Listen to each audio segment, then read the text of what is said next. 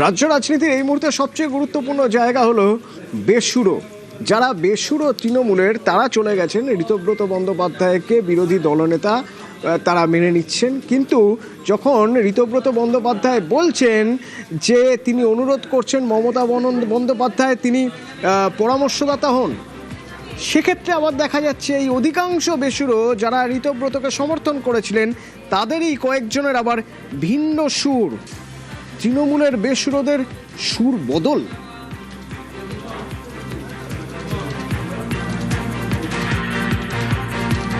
মমতা ব্যানার্জি আমাদের সর্বোচ্চ নেত্রী। তৃণমূল কংগ্রেসের ঝান্ডা আমরা ব্যবহার করব, মমতা ব্যানার্জির ছবি ব্যবহার করব। মমতা ব্যানার্জিকে সর্বোচ্চ নেত্রী যদি না মানা হয় তাহলে সেইখানে তো ভাবতেই হবে আগামী দিনে থাকবেন কিনা। যে অভিষেক ব্যানার্জির ছবি টবি রাখা যাবে না, অভিষেক ব্যানার্জির ছবি নিয়ে মিটিং করা যাবে না, এটা বলেছে। আপনারা মেনে নিয়েছেন? হ্যাঁ, আমরা কিন্তু মমতাকে রাখতে হবে। হ্যাঁ। সুরেন্দ্রনাথ কলেজের ঘটনায় নাম উঠে এসেছে দেবাশিস বন্দ্যোপাধ্যায়। এবার বিশ্বরূপ দে তৃণমূল কাউন্সিলর, তিনি এক মারাত্মক অভিযোগ করছেন।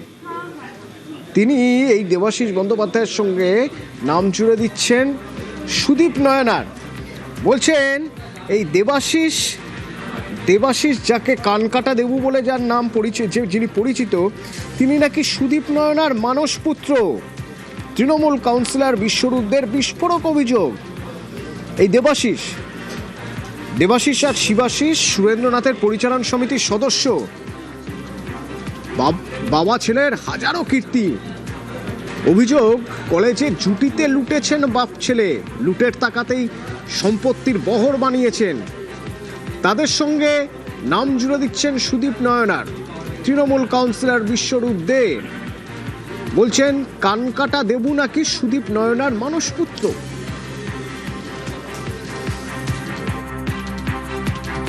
কানকাটা দেবু আমার 48 ওয়ার্ডে বহুবার এসে ডিস্টার্ব করেছে, মারধর করেছে। ওটা একটা সমাজ বিরোধীদের ডেরা হয়ে গেছিল সুরেন্দ্রনাথ কলেজ।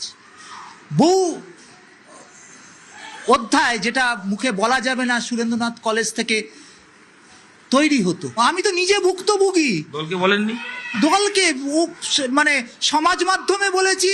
বন্দ্যোপাধ্যায় বলা যাবে না, মানসপুত্র বলা যাবে না, চুপ চুপ চুপ চুপ, একদম এইসব কথা বলা যাবে না। নয়না বন্দ্যোপাধ্যায় বিধায়ক বললে আপনি এমনি আমাকে গলা কেটে আমাকে আমার বিরোধিতা তো হয়ে গেছিল।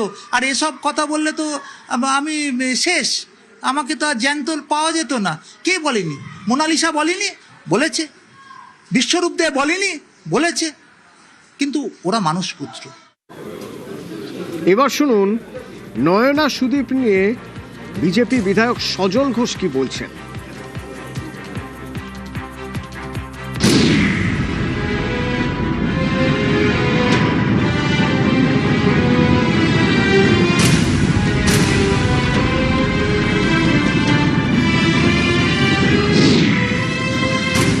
পুলিশ জানিয়েছে ওর মধ্যে আগ্নেয়াস্ত্রই আছে।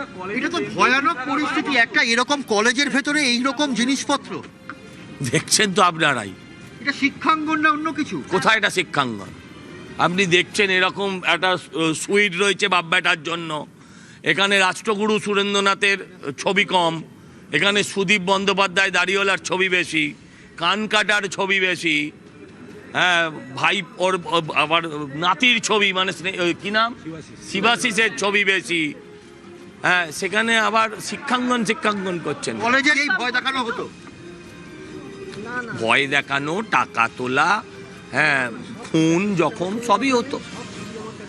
আপনার বিরুদ্ধে খুনের অভিযোগ এখনো সামনে আসেনি মানে এই নয় যে আপনি খুনি নয়, হতেও পারেন। এখন কোনো অভিযোগ সামনে আসবে তখন বোঝা যাবে। পুরো থরলি কলেজ চালু হওয়ার আগে, নতুন সেশন চালু হওয়ার আগে আমি মুখ্যমন্ত্রীর কাছে অনুরোধ করব পুরোটা যেন হয়। একবার সব সরকারি কেন, বেসরকারি কলেজের ছেলেমেয়েরা কি ছাত্র এই নয়, সমস্ত কলেজ যেন একবার ভালো করে খানা তল্লাশি করা হয় এবং সেটা যেন লোক দেখানো না। অনেক বেরোবে এরকম, মানে ওই ব্রাহ্মস টাম্বসও বেরোতে পারে। হ্যাঁ গো, ছোটো সাইজের হয়তো একটু মিনি